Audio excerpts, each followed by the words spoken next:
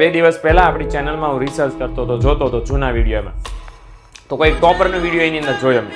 આમાં હું જ ગયો તો મેં ઇન્ટરવ્યૂ લેવા માટે, અને ટોપર છોકરાના ઘરે દીકરાઓ અમે ગયા ને તો એનું 10x10 ની પણ રૂમ નહીં, આખું ઘર જોઈ લો તો બહુ સાવ નાનું ઘર.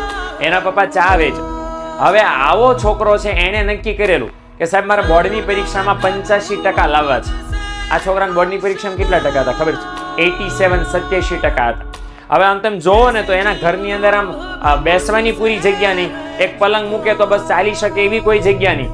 આવી પરિસ્થિતિમાં આ છોકરો વાંચીને જો બોર્ડની પરીક્ષામાં 87% લાવી શકતો હોય તો તમારી પાસે એના કરતા ક્યાંય ઘણી સારી પરિસ્થિતિ છે. તમે ધારો ને એટલી મહેનત કરી શકો એમ છો. એટલે ગેરંટી મારીને કહું છું કે આટલા દિવસ જો તમે ધ્યાન રાખશો ને દીકરાઓ, ધારો ને એવું રિઝલ્ટ તમારા હાથમાં આવશે, ધારો ને એવી મહેનત તમે કરી શકો એમ છો. તો મહેનત આપણે કરવાની છે, જોરદાર જબરદસ્ત તૈયારી આપણે કરવાની છે, જેથી આપણે સારામાં સારું રિઝલ્ટ બોર્ડની પરીક્ષામાં લાવી શકીએ, હે ને?